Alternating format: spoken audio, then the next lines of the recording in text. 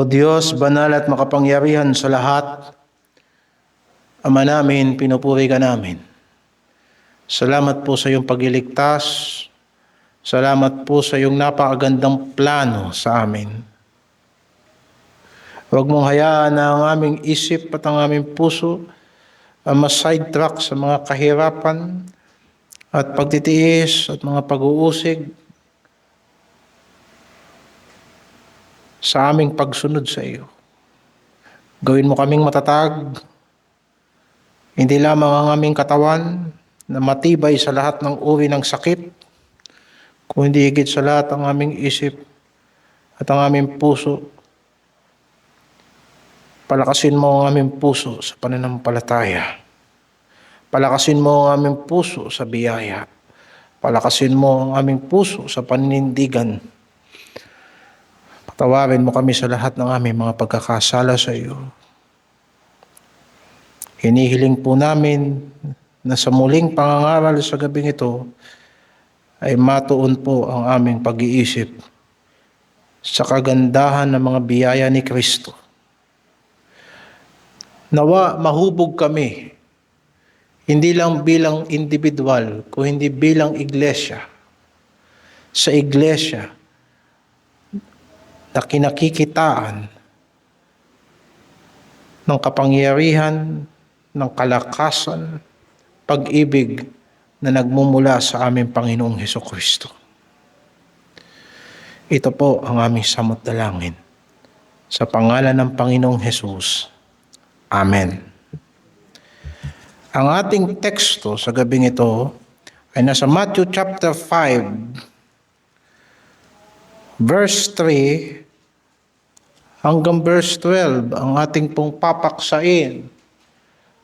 Ang pangalawang pangangaral dito sa ating serye na ang doktrina ng hari. Ang ating paksa ay ang kahariang binubuo ng doktrina ng hari. Nais ilagay sa atin ng Panginoon sa gabing ito na yung ating pinakikinggang aral ay hindi lamang kautusan na dapat nating sundin. Intensyon nito na tayo bilang mga tao ay mahubog sa larawan na nais ng Diyos na magbibigay sa Kanya ng kaluwalhatian. Babasahin natin ang ating teksto. Matthew chapter 5, verse 3 hanggang verse 12. Mapapalad ang mga mapagpakumbabang loob sapagkat kanila ang kaharian ng langit. Mapapalad ang nangahahapis sapagkat sila'y aaliwin. Mapapalad ang maamo sapagkat mamanahin nila ang lupa. Mapapalad ang nangagugutom at nangauuhaw sa katuwiran sapagkat sila'y bubusugin. Mapalad ang mga mahabagin sapagkat sila'y kahahabagan. Mapalad ang mga may malinis na puso sapagkat makikita nila ang Diyos. Mapalad ang mga pinag-uusig dahil sa katuwiran sapagkat kanila ang kaharian ng langit. Mapapalad kayo pagka kayo'y inaalimura at kayo'y pinag-uusig at kayo'y pinagwiwikaan ng sari-saring masama na pawang kasinungalingan dahil sa akin. Mga galak kayo at mga magsayang totoo sapagkat malaki ang ganti sa inyo sa langit. Sapagkat gayon din ang kanilang pagkausig sa mga propeta na nangauna sa inyo. Ang binasa natin ay tinatawag o kilala sa tawag na Beatitudes o ang mapalad. Sa relasyon nito sa chapter 5 hanggang chapter 7, ito ang paunang salita.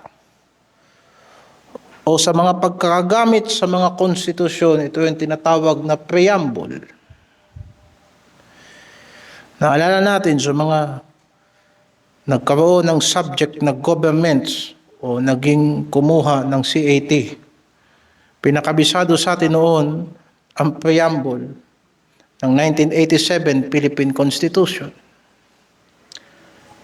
Ang sabi niya, kami ang nakapangyayaring sambayanang Pilipino na humihingi ng tulong sa makapangyarihang Diyos upang bumuo ng isang makatarungan at makataong lipunan at magtatag ng isang pamahalaan na kakatawan sa aming mga mithiin at aming mga lunggatiin, aspiration yun sa English. Magtataguyod ng kabutihan sa bawat isa, mangangalaga at magpapaunlad ng aming kamanahan at titiyak para sa amin, sa aming sarili at sa mga susunod na salinlahi na mga biyaya ng kalayaan at demokrasya sa ilalim ng pananaig ng batas at ng pamamahalang puspos ng katotohanan, katarungan, kalayaan, pag-ibig, pagkapantay-pantay at kapayapaan ay naglalagda at naghahayag ng konstitusyong ito. Binasa ko ito, mga kapatid, sapagkat may bahagi ng konstitusyon na hindi kagad utos. Hindi pa ito nagtatakda ng batas. Kung hindi, ito ay kapahayagan kung ano ang pagkakakilanlan para kanino yung konstitusyon na isinulat. Doon sa binasa natin, mula sa preamble ng 1987 Constitution, sabi doon, kami ang makapangyarihang sambayan ng Pilipino. Dapat nating isipin na hindi porket may batas ay para automatic yun sa lahat ng tao. Para kanino ang batas na yan at sino ang pinag-uutusan? Ipinapahayag nito kung anong uri ng lipunan ang nais itatag. Anong pagpapahalaga ang pinanghahawakan at sa ilalim ng kaninong otoridad nais mamuhay ang bayan. Diyan pala sa preamble makikita natin na bawat batas na gagawin ng lehislatura, dapat pala makakatulong yan upang sa ganun para sa ikabubuti ng bawat Pilipino. Para manaig ang pagkakapantay-pantay. Para makabuo tayo ng isang bansang namumuhay sa katotohanan at katarungan, kalayaan at pag-ibig. Yan ang dahilan kung bakit may mga kautusan sa bansang ito, sapagkat yan ang mithiin ng mga nagsipagsulat ng konstitusyon. At nakalagay din dito na ang kapangyarihan ng Estado ng Pilipinas hindi galing sa pamahalaan, kung hindi mismong galing sa sambayanang Pilipino. Nakasulat yun doon, na kanyang sinabing, kami ang nakapangyayawing sambayanang Pilipino. Yan ang essence ng demokrasya. Kaya nga, mga kapatid, kung ang sambayanang Pilipinas ay hindi magiging matalino, hindi pipili ng tama at hindi rin magsisikap sa kanilang sarili na ayusin ang kanilang mga buhay, wala siyang magagawa kapag tiwali na ang pamahalaan. Sapagkat nakadepende sa taong bayan ang ikabubuti ng bansang ito. Nabanggit natin ang mga bagay na yan sapagkat sinabi natin kanina na ang Beatitudes ay nagsisilbing preamble ng chapter 5 hanggang chapter 7. Dito niya ipinaliwanag ang tunay na kahulugan kung para kanino ang kautusan na kanyang binanggit. Bakit bago niya ituwid ang mga kamalian ng mga Pariseyo, bago niya hamunin ang mga tao sa kanilang maling paniniwala patungkol sa katuwiran, itinakda muna niya kung sino ang tunay na mapalad sa ilalim ng kanyang paghahari. Ang Beatitudes, at ito'y tandaan natin, itong binasa natin sa 3 hanggang 12, hindi ito listahan ng mga utos. Kung mapapansin ninyo, hindi yan utos. Na para bagang kailangang pagsikapan upang pagpalain ng Diyos ang kanyang bayan. Kung hindi, ito ay deklarasyon. Isang makapangyarihang pahayag kung ano ang uri ng mga taong kabilang na sa kaharian ng langit. Paano tinitignan ng Diyos ang kaharian na kanyang binubuo? Na sa pamamagitan ng kanyang doktrina, yung mithiin niya sa klase ng mga tao na kanyang binubuo sa kanyang kaharian, ay magiging ganon. Ito ay mga taong nakaranas ng biyaya, binago ng biyaya, hinubog ng hari at nabubuhay na kabaliktaran sa mga pamantayan ng sanlibutan. Kung kaya't bago sinabi ni Kristo ang kanyang mga doktrina, ay sinabi muna niya, ganito ang itsura ng mga taong nasa ilalim ng aking paghahari. Tatlo ang magiging balangkas ng ating pangangaral sa gabing ito. Una, paano inilarawan ang paghahari ng Diyos? Kapag ka naganap na ang kaharian ng Diyos, ano ang itsura nito? Pangalawa, sino ang pinaghaharian ng Diyos? Para kanino? Sino ang mapalad na magtatamasa ng mga pagpapala ng kaharian ng Diyos? At pangatlo, sino ang magtataguyod ng paghahari ng Diyos? Saan nanggagaling ang kapangyarihan na sisigurado na yung plano ng Diyos sa kaharian na kanyang binubuo ay mangyayari? Yan ang tatlong balangkas natin sa gabing ito, at nawa hawakan ng Diyos ang ating pag-iisip na maunawaan natin ang daloy ng pangangaral hanggang sa katapusan. Ang tema ng buong Biblia ay hindi lamang kaligtasan ng individual, kundi ang paghahari ng Diyos. Mula Genesis hanggang Revelation, iisa lang ang daloy. Ang Diyos ay hari. Ang sanlibutan ay naghimagsik laban sa Kanya dahil sa kasalanan. Kung kaya't ang Diyos ay humatol sa sanlibutan sapagkat siya ay naghahari. At lahat ng lumaban sa Kanya, hindi sumampalataya sa Kanya, nagkasala laban sa Kanyang kabanalan, ay Kanyang hahatulan sapagkat siya ay naghahari. Ang Kanyang layunin sa Kanyang pagiging mabiyaya ay ibalik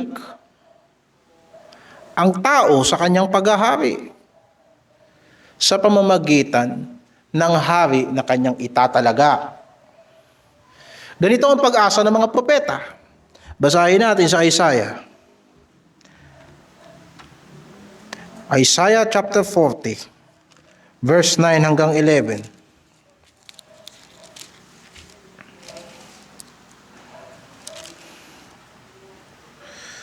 O ikaw na nagsasabi ng mabuting balita sa Sion, sumampa ka sa mataas na bundok. O ikaw na nagsasabi ng mga mabubuting balita sa Jerusalem, ilakas mo ang iyong tinig. Na may kalakasan, ilakas mo at huwag kang matakot. Sabihin mo sa mga bayan ng Huda, tignan ninyo ang inyong Diyos. Narito ang Panginoon ay darating na gaya ng makapangyarihan, at ang kanyang kamay ay magpupuno sa ganang kanya. Narito ang kanyang gantimpala ay dala niya, at ang kanyang ganti ay nasa harap niya.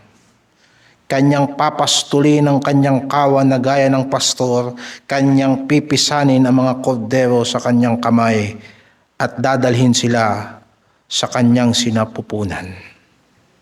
Nakita natin mga kapatid, anong pag-asa ng propeta? Narito na ang inyong Diyos.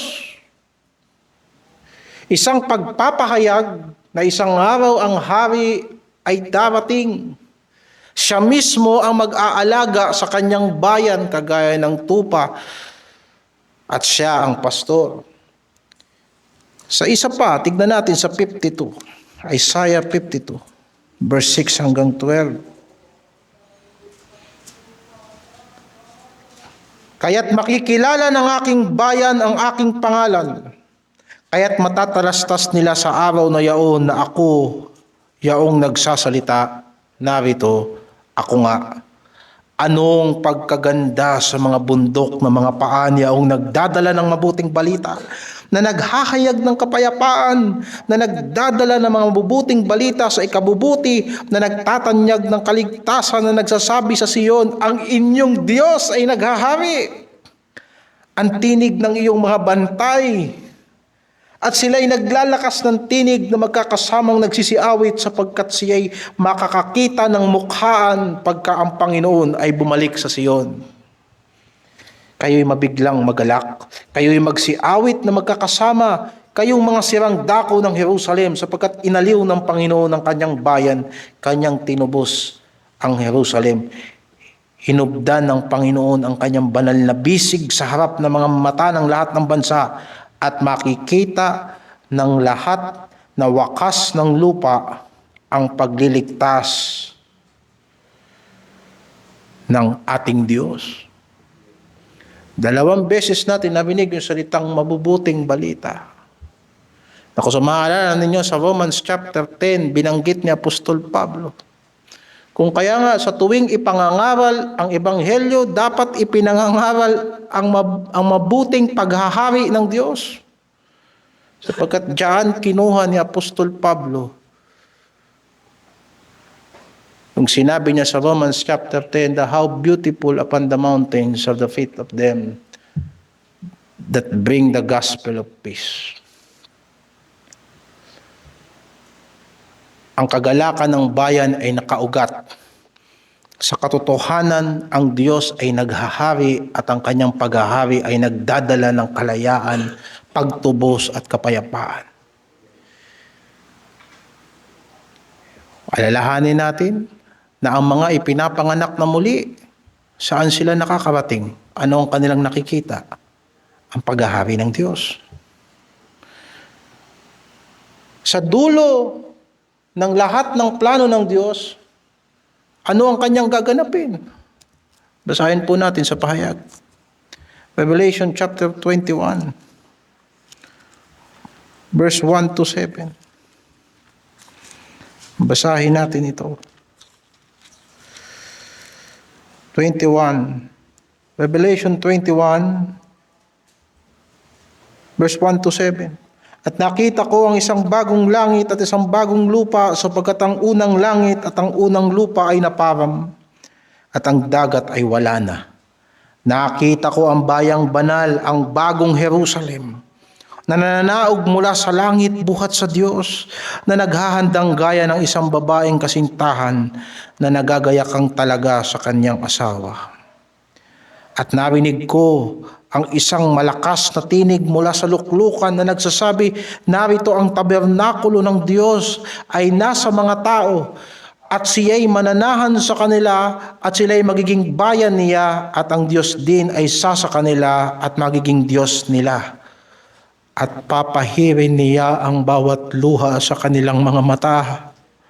At hindi na magkakaroon ng kamatayan, hindi na magkakaroon pa ng dalamhati, o ng pananambitan man, o ng hirap pa man. Ang mga bagay ng una ay naparam na. At yaong nakaluklok sa luklukan ay nagsabi, narito ginawa kong bago ang lahat ng mga bagay. At sinabi niya, isulat mo, sapagkat ang mga salitang ito ay tapat at tunay. At sinabi niya sa akin, nagawa na, ako ang Alpha at ang Omega, ang pasimula at ang wakas, ang nauuhaw ay aking paiinuming walang bayad sa bukal ng tubig ng buhay. Ang magtagumpay ay magmamana ng mga bagay na ito. Ako'y magiging Diyos niya, at siya ay magiging anak ko. Ituloy natin sa chapter 22, verse 1 to 5. At ipinakita niya sa akin ang isang ilog ng tubig ng buhay na maningning na gaya ng bubog, na lumalabas sa luklukan ng Diyos at ng Kordero. Sa gitna ng lansangang yaon at sa dako rito ng ilog at sa ibayo nito, naroon ang isang punong kahoy ng buhay na namumunga ng 12 iba't ibang bunga na namumunga sa bawat buwan. At ang mga dahon ng punong kahoy ay pampagaling sa mga bansa. At hindi na magkakaroon pa ng sumpa. At ang luklukan ng Diyos at ng Kordero ay naroon. At siya ay paglilingkuran ng kanyang mga alipin. At makikita nila ang kanyang mukha. At ang kanyang pangalan ay isa sa kanilang mga noo. At hindi na magkakaroon pa ng gabi. At sila ay hindi na nangangailangan ng liwanag ng ilawan, ni ng liwanag man ng araw, sapagkat liliwanagan sila ng Panginoong Diyos at sila'y maghahari magpakailan-kailanman. Purihin ng Panginoon. Yan ang gaganapin ng Panginoon. Yan ang inaasahan nung una. Yan ang dahilan kung bakit kailangan ng kapanganakang muli. At yan ang tatapusin ng Diyos sa dulo. Hindi ko nahahabaan ang paliwanag tungkol sa bagay na yan. Subalit ang huling larawan ng kasaysayan ay hindi lang langit bilang lugar, kundi ang trono ng Diyos. Ang trono ni Kristo sa gitna ng bayan. Sa isang bagong langit at isang bagong lupa. Ang wakas ng lahat ng bagay ay ang walang hanggang paghahari ng Diyos. Kung saan ang kanyang mga lingkod ay makakita ng kanyang mukha at maghahari na kasama niya magpakailanman. Sa ilalim ng paghaharing ito, malinaw ang tamang relasyon sa Diyos. Ang pagpapasakop sa Diyos, ang tunay na pagkilala sa Diyos. Ang paghahari ng Diyos ay hindi abstract na konsepto. Ito ay personal na kapahayagan. Ang inihahayag ng kaharian ay hindi lamang mga batas. Mahirap sundin ang Diyos na hindi mo kilala. Mahirap sundin ang Diyos na hindi mo kinikilalang Diyos.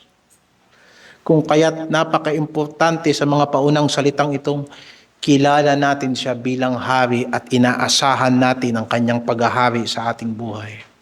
Kaya nga sinabi ng propeta patungkol sa bagong tipan, at makikilala nila ako mula sa pinakamaliit hanggang sa kadaki-dakilaan nila. Ang paghahari ng Diyos ang nagdala sa atin ng tunay na pagkakilala sa Kanya. Hindi panlabas na relihiyon, kung hindi isang bagong kasunduan sa harapan ng Diyos sa pamamagitan ng ating Panginoong Hesukristo. Ang paghaharing ito, sa paghaharing ito, ang bayan ng Diyos ay hindi lang basta alipin. Sila ay itinuturing na mga anak ng Diyos. At bilang mga anak, sila ay mga tagapagmana ng Diyos. Makakasama nila ang Diyos sa kanyang kaluwalhatian. Tatanggap sila ng mga pangako ng Diyos. Tatanggapin nila ang biyaya ng Diyos na walang hadlang na kagaya ng mayroon tayo ngayon sa ating mababa at limitadong kalagayan. Bilang mga anak ng Diyos, gagantimpalaan tayo ng Panginoon. Ang kaharian ng Diyos sa makatuwid ay hindi lamang kaligtasan mula sa kaparusahan sa ikalawang kamatayan. Kung hindi ito ay pagpasok sa isang bagong pamilya, sa ilalim ng isang banal at mapagmahal na hari, na maaari din nating tawaging Ama natin na nasa langit. At sa kapahayagan ng kanyang paghahari, ang Diyos ay umaaliw at nagbibigay ng hustisya sa kanyang bayan. Maaring walang maniniwala sa kanila ngayon, sapagkat ang kanilang kalagayan ay hindi umaabot sa pamantayan ng sanlibutan. Pero si Hesukristo na mismo ang magpapatunay ng ating mga patotoo sa kanyang pagbabalik. Ang mga inaapi dahil kay Kristo ay aaliwin ni Kristo at papawiin niya ang kanilang mga luha sa kanilang mga mata. Ang mga umiiyak, ang mga naaabuso, ay pinangangakuan ng Panginoon na isang matuwid na paghuhukom. Sa ngayon, lagi tayong mali sa mata ng sanlibutan. Pero pag dumating ang Diyos na nakakita ng lahat, at nakakita ng ating puso, at nagbigay sa atin ng pananampalatayang ito, siya ang magsasabi na tama ang ating pananampalataya sa Kanya. Ang paghahari ng Diyos ay hindi bulag sa pagdurusa. Nakikita ng Diyos ang korupsyon ng pamahalaang ito, ang adiksyon ng mga tao, ang kahirapan, subalit hindi yan susolusyonan ng Diyos ng panandalian lamang na solusyon. Isa lang ang solusyon ng Diyos diyan. Isang bagong langit at isang bagong lupa na hindi na presidente ang dapat palitan. Pati yung mga pinaghaharian dapat palitan. At siya na mismo ang mangunguna sa daigdig na to para sa isang walang kapintasang gobyerno. Ito ang tugon ng Diyos sa sanlibutang itong sira at wasak. Ito ang larawan ng paghahari ng Diyos. Ang Ama natin sa langit ay hari. Ang kanyang bayan ay mga anak niya. At sila ay mahahayag sa sanlibutan na hinuhubog sa ilalim ng kanyang katuwiran, kaaliwan at hustisya. Sino ang nagtutuwid sa kanyang bayan? Sino ang nagpapalakas sa kanyang bayan na magpatuloy sa gitna ng lahat ng kanyang suliranin? Sino ang nagbibigay ng saya sa kanyang bayan na huwag nilang bibitawan ang kanilang pagtitiwala kay Kristo? Titignan niya ng sanlibutan. Wala silang paliwanag kung paano nangyayari yan. Sasabihin pa ng ilan na matitigas ang ating ulo. Gayunpaman, isang araw ihahayag ng Diyos na sa Kanya galing ang lahat ng pagsisikap na ito. Ang kaharian ay paghahari. Si Jesucristo ang hari, tayo ay mga mamamayan at may malinaw na pagbabago ng relasyon. Dahil sa totoo lang, kahit hindi tayo sumampalataya, kahit magrebelde tayo sa Diyos araw-araw, walang makakapigil sa paghahari ng Diyos. Mabuti pa na ayusin natin ang ating pakikitungo sa Kanya.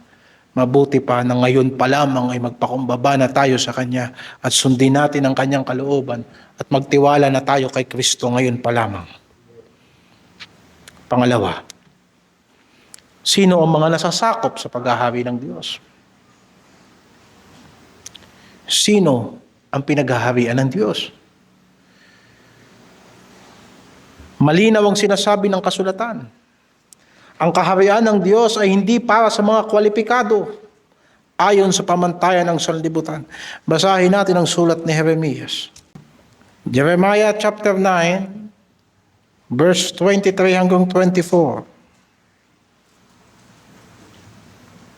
Ganito ang sabi ng Panginoon: huwag magmapuri ang pantas sa kanyang karunungan, o magmapuri man ang makapangyarihan sa kanyang kapangyarihan. Huwag magmapuri ang mayaman sa kanyang kayamanan, kundi magmapuri sa ganito ang lumuluwalhati na kanyang nauunawa at kanyang nakikilala ako, na ako ang Panginoon na nagsasagawa sa lupa ng kagandahang loob, kahatulan at katuwiran, sapagkat sa mga bagay na ito ay nalulugod ako, sabi ng Panginoon. Ayon sa binasa natin, hindi maaaring ipagmalaki ang karunungan, lakas o kayamanan, sapagkat ang ipagmalaki ng Diyos, ang ipinagmamalaki ng Diyos ay yung nakakaintindi at nakakakilala sa Kanya. Yung mga taong nakaunawa sa Kanyang biyaya, sa Kanyang katwiran, at ng Kanyang matuwid na hatol sa lupa. Ibig sabihin, ang paghahari ng Diyos ay hindi bukas para sa mga taong umaasa sa kanilang sariling kakayanan. Sinabi pa nga ng Panginoon sa Kanyang mga alagad, tignan nyo mga anak, kung gaanong kahirap para sa isang mayamang pumasok sa kaharian ng langit. Sapagkat ang tao, hanggat hindi siya magpapakababa sa harapan ng Diyos na kagaya ng isang musmus na bata, hindi siya magiging karapat-dapat sa kaharian ng Diyos. Hindi ito para sa mga taong naghahanap lang ng impluwensya o panandali ang tagumpay sa sanlibutang ito. Ito ay sarado sa mga taong mapagmataas. Ito ay bukas lamang sa mga walang maipagmamalaki kundi ang Diyos. Dahil dito, dinala ng Panginoon ang Kanyang kaharian para sa mga mabababang loob. Para sa mga taong kinikilala ang kanilang espiritual na kahirapan at lubos nilang pangangailangan sa biyaya ng Diyos, O gaano nakakadurog ng puso na makita mo ang isang taong mahirap na nga sa lupang ito, ayaw pang sumuko sa katuwiran ni Kristo. Ito ang mga tinatawag na poor in spirit. Hindi dahil physically mahina sila, o hindi dahil sa bankrupt sila, at sila yung mga pulubi, hindi dahil sa ganun, kundi dahil alam nila na wala silang maiaalok sa Diyos maliban sa kanilang pangangailangan. O isang hindi magandang ugali ng tao na sa maliliit na halaga, akala na natin, nabili na natin ang ating kapwa, na minsan ganon din natin tinuturing ang Panginoon na sa maliit na halaga, sa palagay ng tao, nagkautang na sa Kanya ang Diyos. Hindi para sa kanila ang kaharian ng Diyos, kundi sa mga taong alam nila na sukdulan mang buhay nila ay ibigay nila sa Diyos, hindi ito makakabayad sa biyaya ng Panginoon. Sapagkat hindi magdadagdag ang buhay natin sa Diyos, at hindi makapagpapayaman sa Diyos ang ating mga kayamanan. Kung kaya't sa harapan ng Diyos, nawa tayo ay manatiling mahirap sapagkat nakadepende tayo sa Kanya. Dumating man ang panahon na nag-uumapaw na ang kayamanan natin sa lupang ito, ilagay natin sa isip natin, mahirap ako sa harap ng Diyos. Sa Kanya ako nakasalig. Lahat ng ito bukas, kayang alisin ng Diyos sa isang iglap. Kaya akong ilagay ng Diyos ngayon sa pusali kung gugustuhin niya. Kaya niya akong alisan ng bahay at ako'y magpapakalat-kalat sa daan. Salamat na lamang sa Kanyang biyaya at sa Kanyang kabutihan.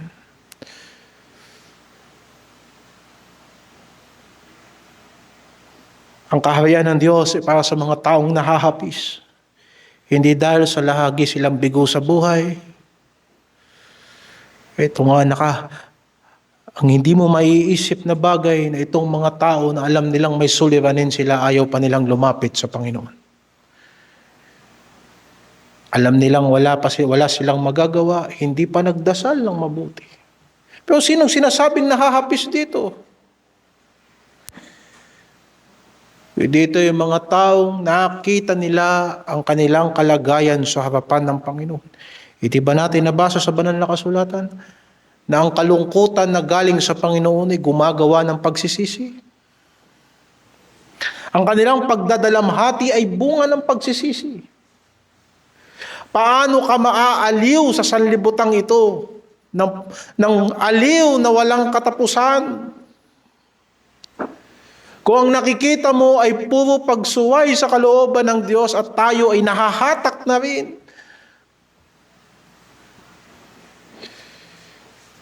At kung tayo ay nadadapa, hindi ba dapat ikalungkot ng taong may takot sa Diyos? Hindi ba dapat siya'y lumuha sa harapan ng Diyos at magpakumbaba? Ang kanilang pag-asa ay katwiran lang ng Diyos. Hindi sariling katwiran. Iluluha mo sa Diyos ang katotohanan na kahit anong gawin natin, hindi tayo magiging matuwid sa ating sarili lang. Kaya sila naghahanap ng katwiran. Hindi sila basta gutom at uhaw. Maraming mga Kristiyano hindi binabasa ng mabuti yung sinabing mapalad ang mga nauuhaw at nagugutom dahil sa katwiran. At ang sabi nila, 3 beses akong kumakain sa isang araw. Mga kapatid, merong isang klase ng gutom na hindi kayang ibigay ng pagkain. At ito ang gutom sa katwiran ng Diyos. Ito ang pagkauhaw sa katwiran ng Diyos. O Panginoon, ano ang tama? Ano ang matuwid? Bakit kailangan ko ito? Sapagkat maaring sa desisyon kong gagawin na alam kong tama sa Panginoon, uusigin ako ng lahat, tatawanan ako ng lahat, iiwan ako ng lahat. Pero lilipas silang lahat. Sa pagbabalik ng Panginoon, sasabihin ng Panginoon, tama yung desisyon mo na yun. Tama yun. At doon ko lang masasabi, Panginoon, salamat sa biyaya mo. O mapiplease mo ang lahat ng tao, pero isang araw, sasabihin sa iyo ng Diyos, hindi mo ginawa ang aking kalooban. Mapalad ang mga taong nauuhaw at nagugutom sa katuwiran ng Diyos. Sapagkat ang bagay na yan, ang Diyos lang ang makapagbibigay. Ang mga nasasakop sa kaharian ng Diyos ay may malinis na puso. Isang pusong binago. Hindi lamang inayos panlabas. Sa kaharian ng Diyos, hindi lamang tayo tinuturuan na magkaroon ng bagong mga habits, bagong manners. Matuto tayo magdasal. Binibigyan tayo ng Panginoon ng bagong pagnanasa, bagong kasiyahan, bagong kalungkutan, bagong pagmamahal. Pagmamahal para kay Kristo. At sa kanyang salita, pagmamahal na sana ang kaharian ng Diyos ay dumating na. Ito ang klase ng puso na paulit-ulit na tinutukoy sa bagong tipan. Na sinabi ng Panginoon, aalisin ko ang inyong mga Diyos-Diyosan sa inyong mga puso. Wiwisikan ko yan ng malinis na tubig. Aalisin ko yung pusong matigas. Papalitan ko ng pusong malambot at ilalagay ko ang aking espiritu sa loob ninyo upang inyong gampanan ang aking mga kautusan. Ito ang bumubuo ng isang pusong matapat sa harapan ng Diyos na may layunin at hindi dapat nang hahawak sa mga lihim na pakikipagkasundo sa kasalanan. Maaaring may mga kasalanan pa hanggang ngayon na hindi pa natin nasusuko sa Panginoon, pero huwag kang makikipagkasundo dyan. Maaaring labanan mo yan hanggang sa pagbabalik ni Kristo, pero labanan mo yan. Di tayo kaibigan ng sanlibutan. Sapagkat ang kaibigan ng sanlibutan ay kaaway ng Diyos. Maaaring ginigipit tayo ng sanlibutan. Inaakit tayo ng sanlibutan. Minsan hindi natin alam kung ano ang posisyon natin sa sanlibutan. Gayon paman ang buhay natin ay sa Diyos at hindi sa sanlibutang ito. Maaaring hindi pa perpekto ang puso. Subalit ito ang pusong nilinis ng biyaya ng Diyos at patuloy na hinuhubog ng kanyang banal na espiritu na inilagay niya sa atin. Kagaya ng isang mahusay na arkitekto, engineer at mayamang financier, hindi niya iiwanan ang puso na yan na hindi tapos sapagkat sinimulan niya yan. At dahil ang mga taong ito ay hindi taga sanlibutan, hindi maiiwasang uusigin sila ng sanlibutan. Ang kanilang mga values, ang kanilang pagpapahalaga, pamumuhay, ang kanilang loyalty ay salungat sa sistema ng sanlibutan. Ang kanilang pag-uusig ay hindi aksidente. Ito ay ebidensya ng kanilang tunay na pagkamamamayan. Subukan nating sundin si Kristo ayon sa kanyang salita. Makikita mo lahat ko kontra. O gusto naman natin, sundin natin yung Kristo na ayon sa larawan ng sanlibutan. At hindi Kristo na nagturo sa atin ng doktrina sa Matthew chapter 5 hanggang 7. Kristo na hindi radikal.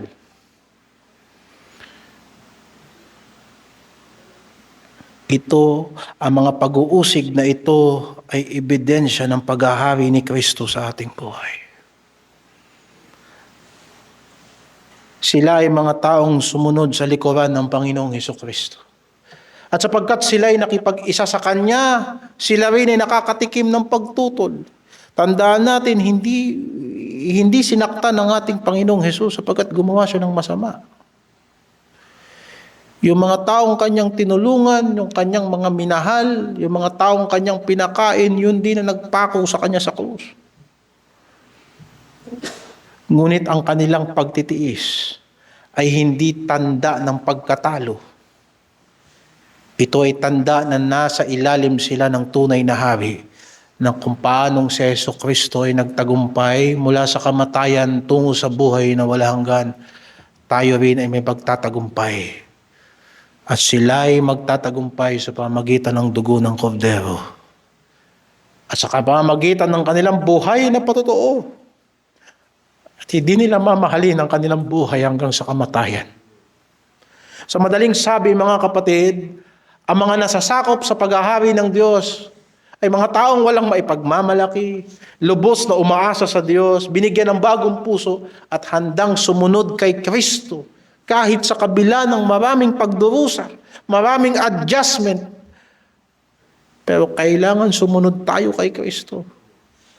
Sapagkat sila ay tunay na kanyang mga mamamayan. Kung ang Kristyanismo ay daan para sa pagtaas ng sariling reputasyon, impluensya o ginhawa, pansarili, mabuti pang guminhawa ka para sa ikagiginhawa ng iyong kapatid. Para sa ikatataguyod ng ministeryo ni Kristo. Pero hindi tayo maghahanap ng self-preservation sapagkat iingatan tayo ng Diyos. Pero hindi lang natin gusto na makasurvive, gusto rin natin ang ating kapatid makasurvive.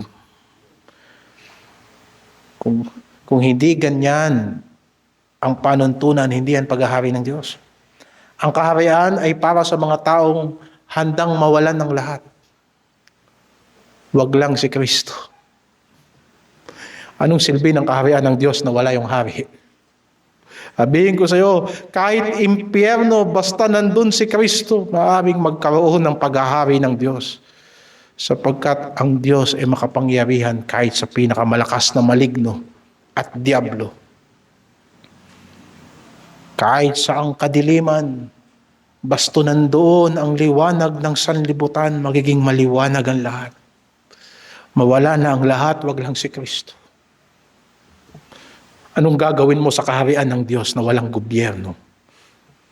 Subalit mga kapatid, sino ang magtataguyod ng paghahari ng Diyos? At yan ang pangatlong punto.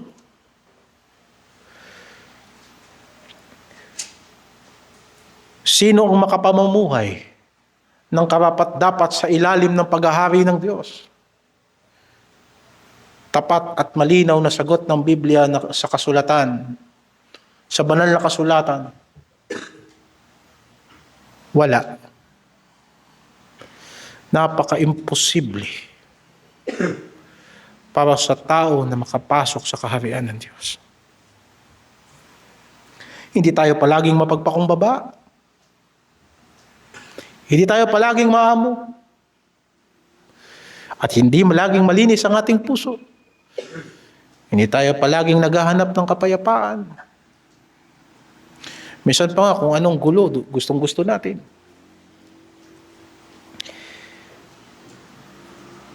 Hindi tayo palaging inuusig alang-alang kay Kristo. Madalas nakikipagkompromiso tayo, wag lang tayong mausig. Hindi rin tayo madalas maamo. Sino ang maaaring pumasok sa kaharian ng Diyos? Ang ating likas na puso ay mas madalas taliwas sa kalooban ng Diyos. Kababaang loob, kalinisan ng puso, kahandaan sa pagdarusa. Salungat yan sa ating sa ating makasalanang kalikasan. Kung iiwan sa tao ang pagtataguyod ng paghahari ng Diyos, kung nakadepende sa atin ang paghahari ng Diyos, ang kaharian ay babagsak bago pa man ito magsimula. Dito nagiging malinaw ang kaibahan ng paghahari ng Diyos sa lahat ng sistemang pampolitika ng sanlibutan.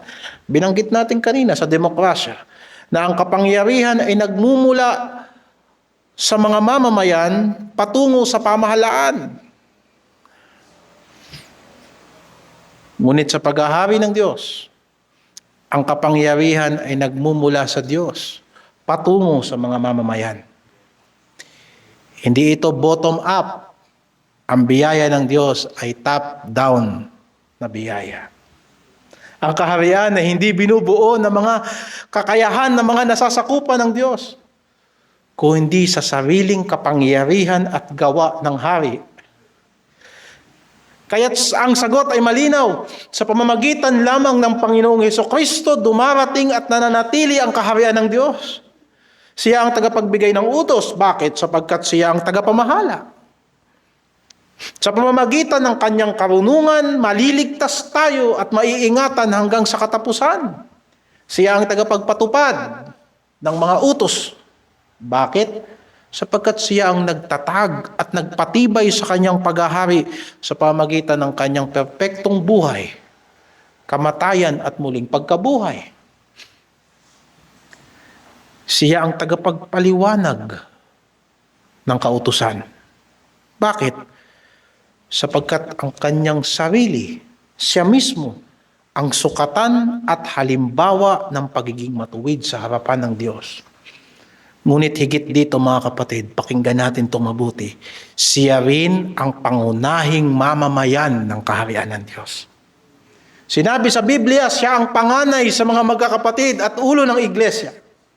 Ang lahat ng inilarawan sa Beatitudes ay unang natupad kay Kristo, na anak ng Diyos na buhay. Gaano man ito ka-imposible sa atin, si Kristo ang lahat ng yun. Sino ba ang may malinis na puso? Si Hesukristo ang tunay na may malinis na puso. Sapagkat ang kanyang puso ay puspos ng pag-ibig at pagsunod sa Diyos. Sinabi niya, sinunod ko ang utos ng Ama at ako'y nanatili sa kanyang pag-ibig. Ang relasyon na ito ni Hesukristo na Panginoon sa Ama ay hindi lang pang hinaharap. Nabasa natin sa banal na kasulatan na sa pasimula ay kasama na ng salita ang Diyos at ang salita ay Diyos.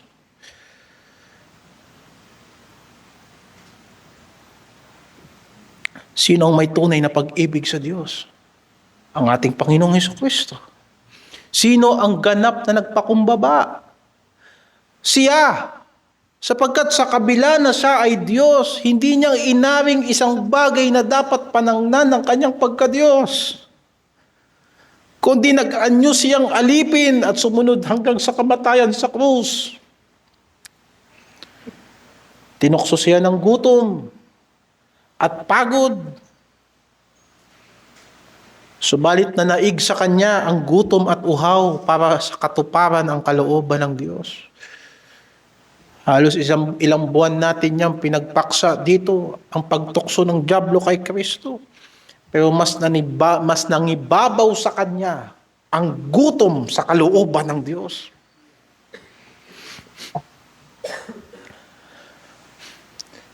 Nang tinanong siya ng mga alagad, Master, kumain ka na ba? Kumain ka na. Ang sabi ng Panginoon, meron akong pagkain na hindi nyo nalalaman. Nagbulong-bulungan ng mga apostoles. Siguro may nagbigay sa kanya ng pagkain. Ang sabi ng Panginoon, ang aking pagkain ay ganapin at tapusin ang kalooban ng Ama na nagsugo sa akin. Siya ay nahapis. Mapalad ang mga nahahapis. Meron pa bang nahapis para sa Diyos maliban sa ating Panginoong Hesukristo? Anong tawag sa kanya ng propeta? Siya ay lalaking sanay sa kapanglawan. Siya ay sinaktan at binugbog dahil sa ating mga kasalanan. At dahil sa kanyang mga sugat, tayo ay nagsigaling. Ang kanyang kahapisan ay hindi dahil sa kanyang kapalpakan, kung hindi para sa mga taong paghaharian ng Diyos nang sila ay matubos niya mula sa kanilang pagkakasala. Si Hesukristo ay inusig dahil sa katuwiran. Oot naging mabagsik siya sa mga mapagpaimbabaw. Na sinalaula ang pagsamba, pinalaya silang lahat ni Kristo sa templo.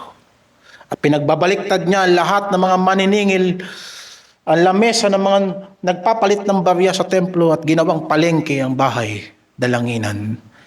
Oo, mabagsik si Kristo paminsan-minsan kung kinakailangan. Subalit, siya ay may maamong puso sa bawat makasalanan na napapagod na sa kasalanan at naghahanap ng kapahingahan sa Kanya. Anong Kanyang sinabi? Lumapit kayo sa akin, kayong lahat ng mga nabibigatan. Pagpapahingahin ko kayo, sapagkat ang aking puso ay maamo. Kaya't nararapat lamang mga kapatid na ang kaharian ay ibigay kay Kristo.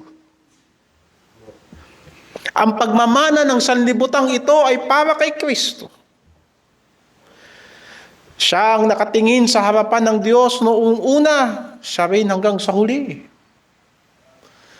At hindi ba siya ang gumawa ng kapayapaan para sa atin? Hindi ba siya ang prinsipe ng kapayapaan? Hindi lang niya inalis ang mga alitan natin sa ating mga sarili. Higit sa lahat, inalis niya ang pagkakaalit na namamagitan sa Diyos at sa tao. Kung kaya't wala nang hatol para sa kanila na nakipag-isa kay Jesucristo.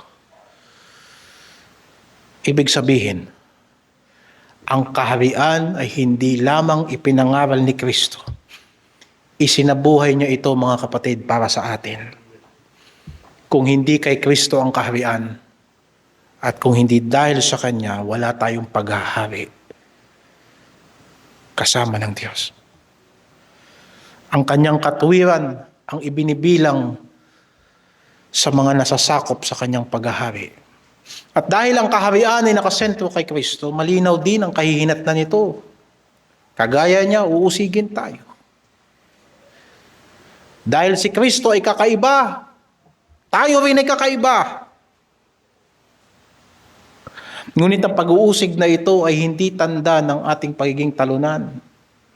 Ito rin ay nagiging paraan ng Diyos upang makaisa tayo, hubugin tayo, linisin tayo at patatagin tayo na nabubuo bilang isang katawan ni Jesucristo na ating Panginoon. Sa madaling sabi, hindi natin itinataguyod ang paghahari ng Diyos. Si Kristo ang nagtataguyod nito. Tayo ay binubuhay niya.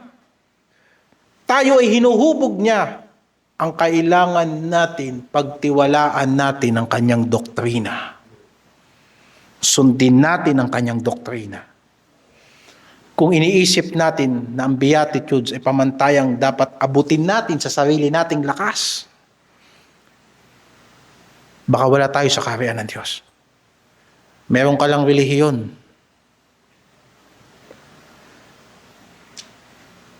Meron ka lang sektang kinakaaniban. O dumadalo ka lang sa simbahan. Ang kaharian ay nagsisimula kay Kristo. Nananatili sa pamamagitan ni Kristo at nagwawakas sa kaluwalhatian ni Kristo. Pangwakas na hamon. Kung ang Beatitudes, ang preamble ng doktrina ng hari, huwag na nating tanungin kung naiintindihan natin to. Sa palagay kong naiintindihan natin to. Subalit itanong natin sa sarili natin, kabahagi ba tayo ng kaharian ng Diyos? Hindi tinatanong ng Panginoong Jesucristo kung humahanga tayo sa Kanyang salita.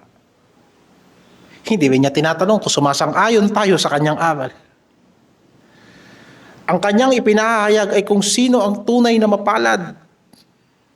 Ang pamantayang ito ay hindi hinuhubog ng relihiyon o ng pagkabaptis natin o ng kultura o personal na ambisyon.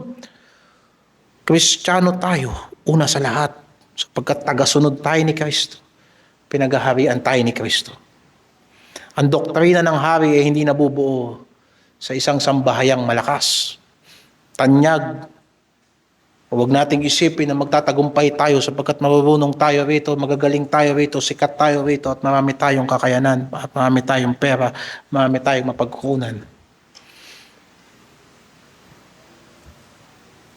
Minsan, mapupunta tayo sa pag-iisip na wala tayong magagawa. Gusto nating ayusin ang paglilingkod natin sa Diyos, pero madalas na madalas, lagi tayong pinagsasabihan ng Panginoon na ikinalulungkot natin at iniisip natin kung bakit lagi na lang tayo pinagsasabihan ng Panginoon. Minsan naghahanap ka ng katuwiran. Lagi nating dapat siyasatin ang ating puso. At minsan iisipin natin na parang pagkahirap-hirap sumunod kay Kristo. Well, tama naman yun. Mahirap talagang sumunod kay Kristo.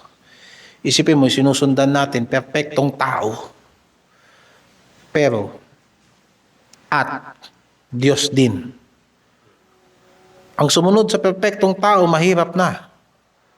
Ang sumunod sa Diyos, lalong mas mahirap.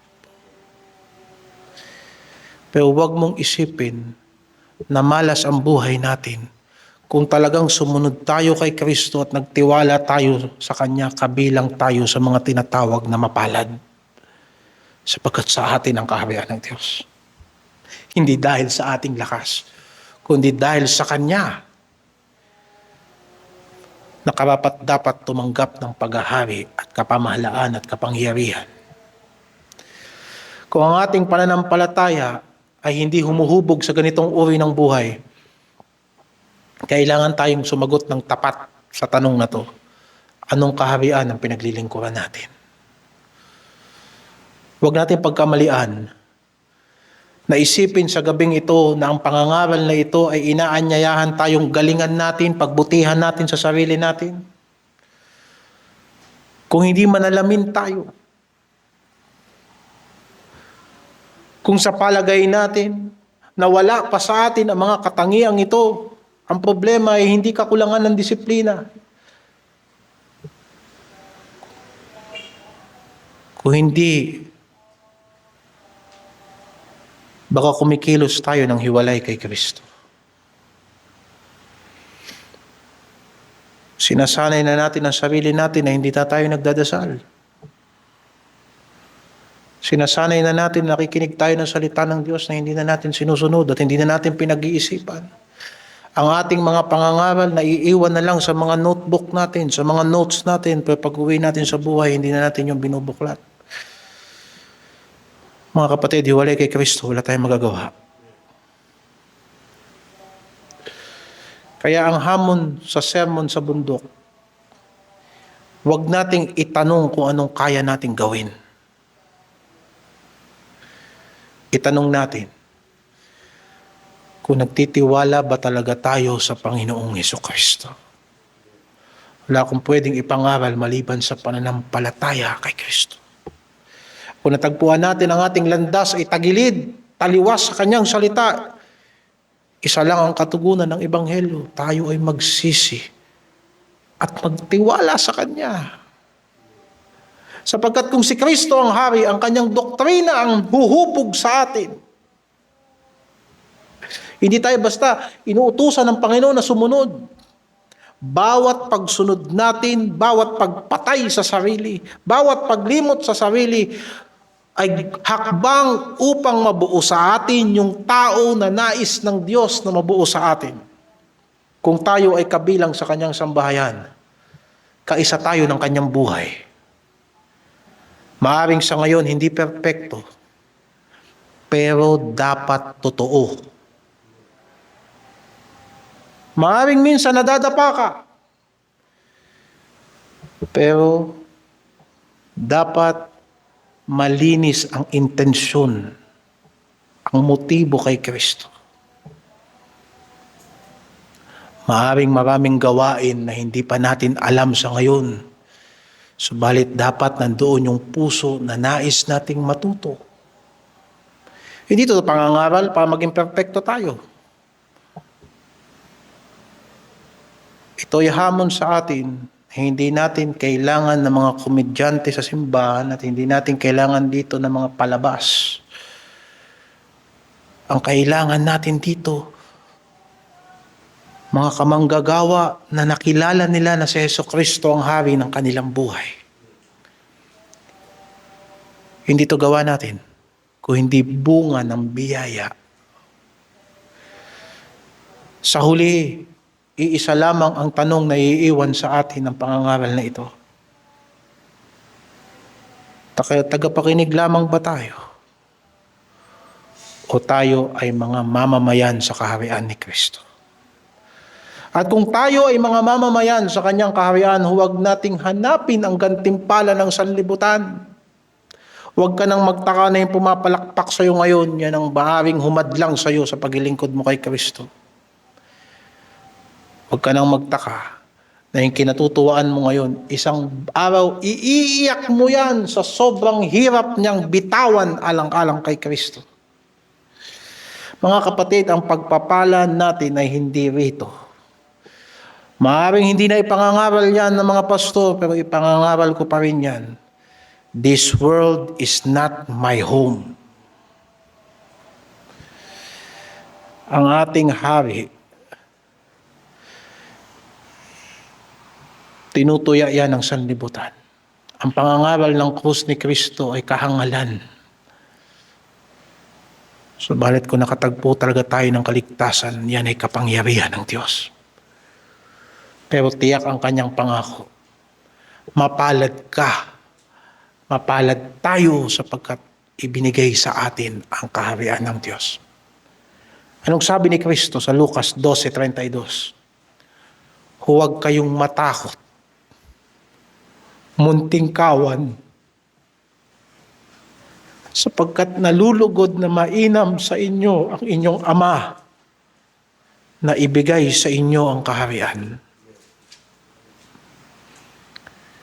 Huwag kayong matakot.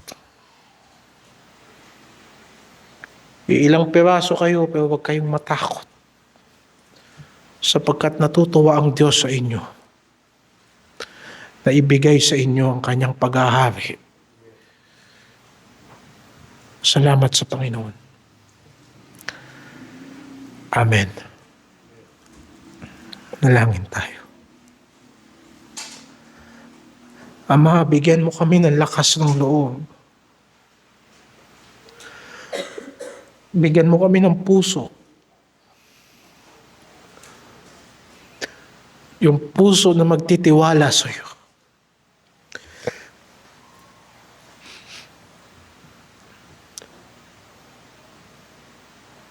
Gabayan mo kami sa aming pagsunod sa Panginoong Jesucristo. Bawat hakbang, bawat sakripisyo, bawat pagtitiis, bawat gawain, nawa sa lahat ng ito, ang dulo sa bawat dulo ng araw, sa bawat dulo ng linggo, sa bawat dulo ng buwan, sa bawat dulo ng taon, ay dahan-dahang nabubuo sa amin ang katangian ng aming Panginoong Jesucristo. Alam naming malayo at malayong malayo. Subalit tulungan mo kami, Panginoon, na pag lumingon kami sa likod, ang dating kami ay malayo na rin. Ikaw ay aming hangad.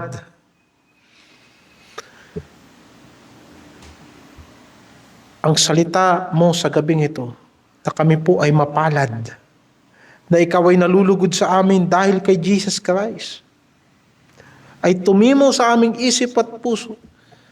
Sa lahat ng aming pong pagsisikapan, makapaglingkod lamang sa iyo, ay laging maririnig namin ang boses ng banal na Espiritu. Mapalad kayo, sapagkat sa inyo ang kaharian ng Diyos. Palakasin mo po kami, Panginoon. Alam namin di mo kami pababayaan. Pero masarap sabihin, Ama, huwag mo kaming pababayaan.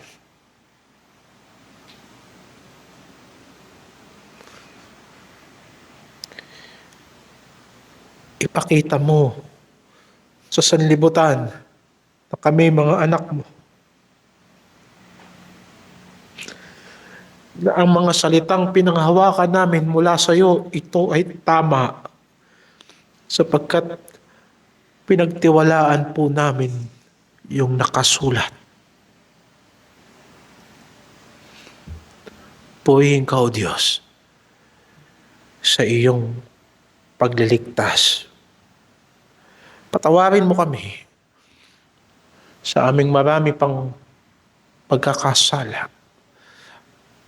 May mga natitirang pagmamataas sa aming puso. May mga puot na nakatago sa aming puso.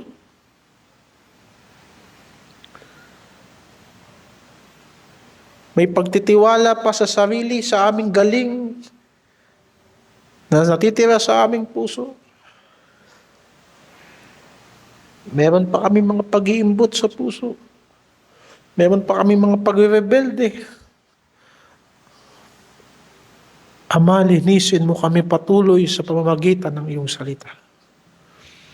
Kami ay nilinis mo na.